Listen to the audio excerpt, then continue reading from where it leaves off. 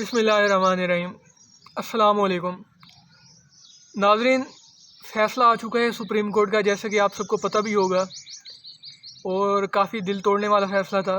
लेकिन जो भी हुआ, बगैर इस पर कि हम जजेस पर कोई गुफ्तगू नहीं करेंगे, उनकी ज़ात पर कोई तनकीद नहीं करेंगे, क्योंकि माज़ी होता है देखने के लिए, सीखने के लिए और आगे बढ़ जाने के लिए। और इस वीलॉग में हम जायज़ा लेंगे कि क्या था और आगे क्या होने जा रहा है, जो प्रेडिक्ट करेंगे हम।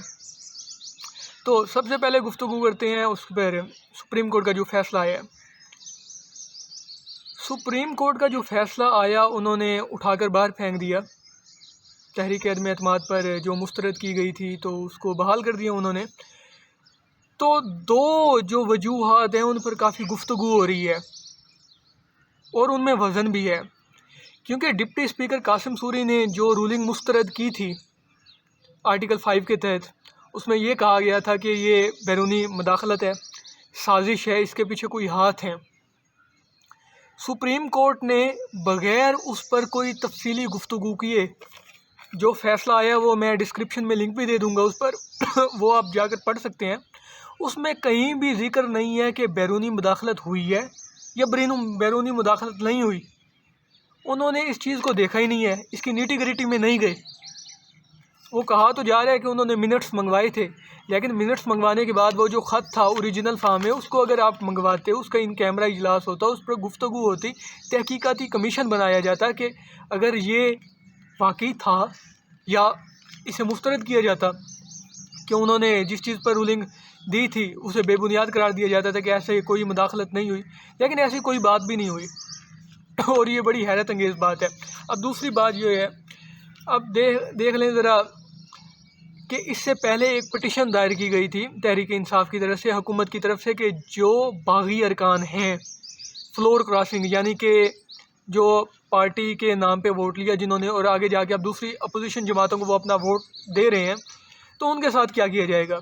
अब 20 दिन गुजर गए हैं इस चीज़ को, लेकिन इस पर कोई फ़ैसला नहीं आया।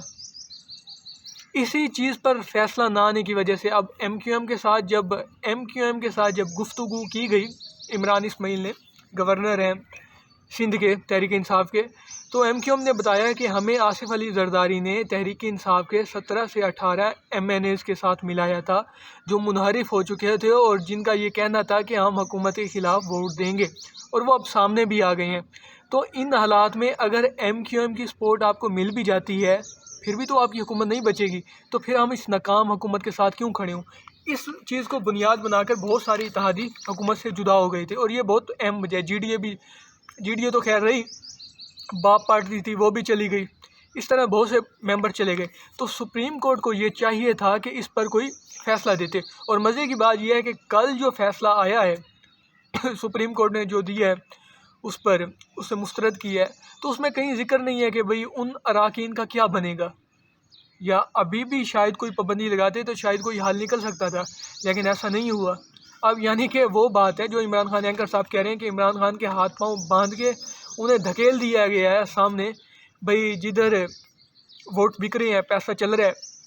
अब तो 15-20 अरब जिसके पास हो वो रिजीम चेंज कर सकते हैं, अपनी मर्ज़ी की हुकूमत ला सकता है।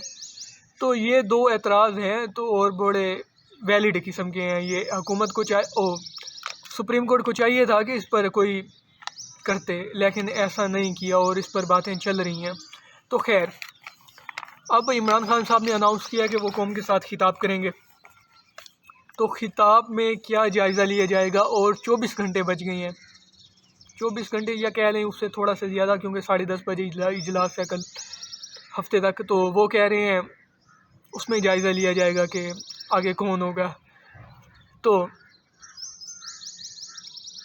एक दिन बच गया, हुकूमत क्या क्या इकदाम कर सकती है, उसके सिलसिले में मैं आपको गिनवाता चलूँ कि भाई हुकूमत के पास कुछ ऑप्शंस ऐसी हैं जो वो बरूए कार इस्तेमाल ला सकते हैं, और वो कौन कौन सी हैं।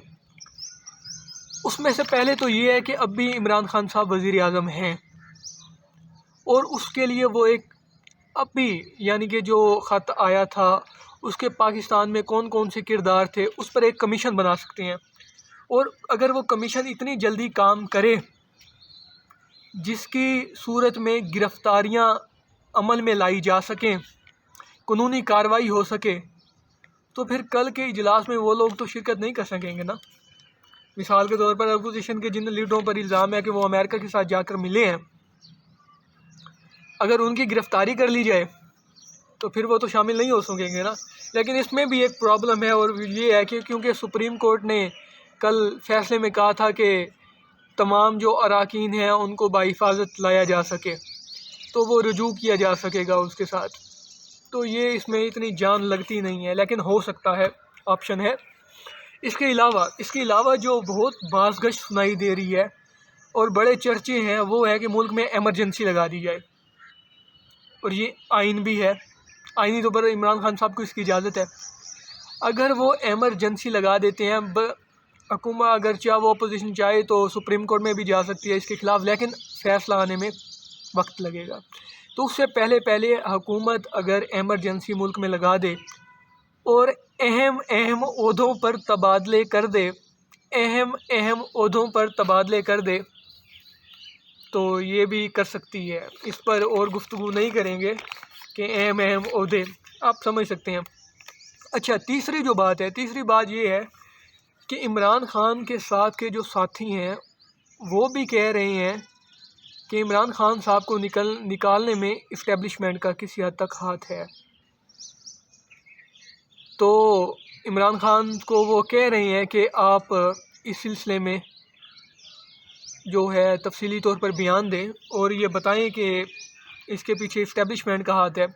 لیکن یہ بھی آپشن اس طرح ہے کہ اس میں بھی عمران خان صاحب ابھی اداروں سے ٹکر لینے کے موڈ میں نہیں ہیں، کیونکہ وہ فوج کا بھی جو پہلے ان کے انٹرویو آئے تھے تو وہ کافی رسپیکٹ شو کی تھی انہوں نے، اور کہا تھا کہ میں فوج پر کبھی تنقید نہیں کروں گا. اور اس کے علاوہ بھی آپ نے 23 مارچ کے دن جب دیکھا تو فوج میں بھی ان کی کافی پاپولیرٹی ہے.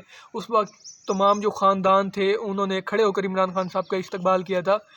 تو ابھی تک یہ ہو سکتا ہے، لیکن لگتا نہیں ہے، کیونکہ یہ عمران خان صاحب کے مزاج کے خلاف ہے، یا مزید کچھ بھی ہو سکتا ہے. اور چوتھے میں یہ ہے کہ عمران خان صاحب آج قوم سے خطاب کریں گے تو اس خطاب میں اپنے استعفے کا اعلان کر سکتے ہیں. اپنے استعفے کا اعلان کریں اور کہیں کہ امریکہ مجھ کو نکالنا چاہتا تھا طریقے عدم اعتماد کے ذریعے، اس کی بجائے میں خود ہی استعفیٰ دے کے جا رہا ہوں. اور قوم سے ہمدردیاں لیں جو کہ ان کے ساتھ ہیں ابھی تک. تو ایک یہ پہلو بھی نکل سکتا ہے اور اس پر بھی بات ہو سکتی ہے اگر چاہیں. اور کیا ہے، اور ہیں اوورسیز پاکستانیوں کے بارے میں بھی کافی گفتگو ہو رہی ہے.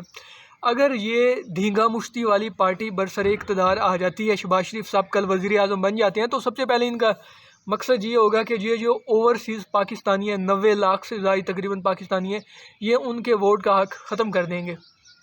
کیونکہ آپ جانتے ہیں کہ اوورسیز پاکستانیوں میں سے اکثریت بلکہ سارے ہی تقریباً 99% وہ عمران خان کے ساتھ ہیں، اور ان کا کہنا ہے کہ عمران خان کے وزیر اعظم بننے کے بعد ہماری عزت میں اضافہ ہوا ہے، اللہ پاک نے عزت عطا فرمائی ہے انہیں. تو اور اس کے علاوہ بھی جو ایک خطرناک بات سامنے آ رہی ہے، سننے میں آ رہا ہے کہ عمران خان صاحب نے جو روشن ڈیجیٹل پاکستان بنایا تھا، جس میں بیرون ملک والے بھائی پیسے بھیجتے تھے، ملک میں ڈالر آتے تھے، تو وہ تقریباً تعداد تھی اس کی 3,922 ملین روپے، 22 ملین امریکی ڈالر، 3,922 ملین امریکی ڈالر، جو بہت بڑی رقم ہے. اور وہ کہہ رہے ہیں کہ ہم یہ وڈرا کروا لیں گے. اگر یہ ایسا ہو جاتا ہے تو یہ پاکستان کے لیے بڑا نقصان ہوگا.